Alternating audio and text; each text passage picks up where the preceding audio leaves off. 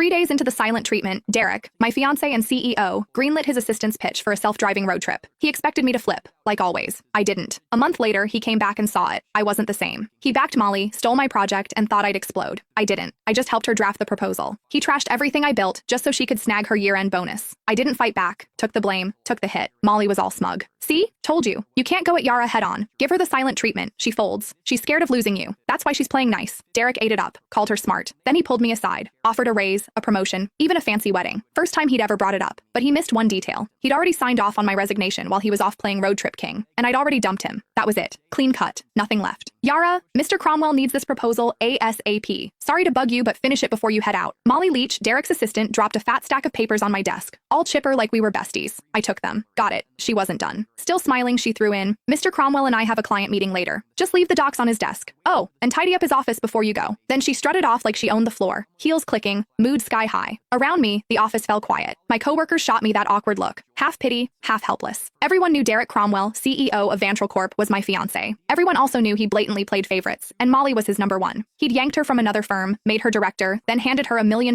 project I'd busted 2 months bringing in and prepping. When I pushed back, he called a team vote, thinking everyone would back him. Wrong. The whole team voted for me, except him. Molly got 1 vote. His. He lost it. Accused me of stirring up cliques. Didn't just take the project away. He demoted me in front of everyone and slashed the salaries of the people who'd backed me. Nobody dared speak up. Later, he apologized. Said didn't want it to look like favoritism. Claimed Molly might feel left out. I used to believe that crap. Now, it's a joke. Molly couldn't even keep up with our interns. Didn't want it to look like favoritism? Please. He was straight up playing favorites. Everyone saw it but him. I heard footsteps upstairs and looked up. Derek. He showed up at the stairwell, glanced my way, then walked out without saying a word. Changed into some casual suit. Even from here, I caught that cedar cologne. He never used to wear cologne. That one? Molly's gift. Yeah, he knew exactly what he was doing. He'd been pulling this kind of stuff for years. It started after I found their goodnight texts. Couldn't stay quiet. I confronted him. Derek said I was being petty. Then, like it proved some point, he used it as an excuse to make it official and moved Molly to work directly under him. The more upset I got, the harder he leaned in, dragging her to every social event, serving her food, even wiping her mouth at company dinners. When we fought, he'd ice me out. When I apologized, he'd round up his buddies to lecture me like I was some jealous mess. For a while, I actually blamed myself. Thought maybe I wasn't generous enough. Thought maybe that's why we ended up here. But on day 3 of one of his silent treatments, when I was too sick to even sit up and he still packed his bags for a trip with Molly, I gave up. That's when it hit me. He wasn't trying to be noble. He just used my pettiness as a shield so he could keep doing what he wanted without feeling guilty. Even if I hadn't caught those late-night chats, he would have just found another excuse to be with her. After their latest business trip, they were still grabbing dinner, drinks, playing tennis, same routine. But something between them had changed. I could feel it. Not that it mattered. 5 years together, and it was done. This whole mess had dragged on long enough.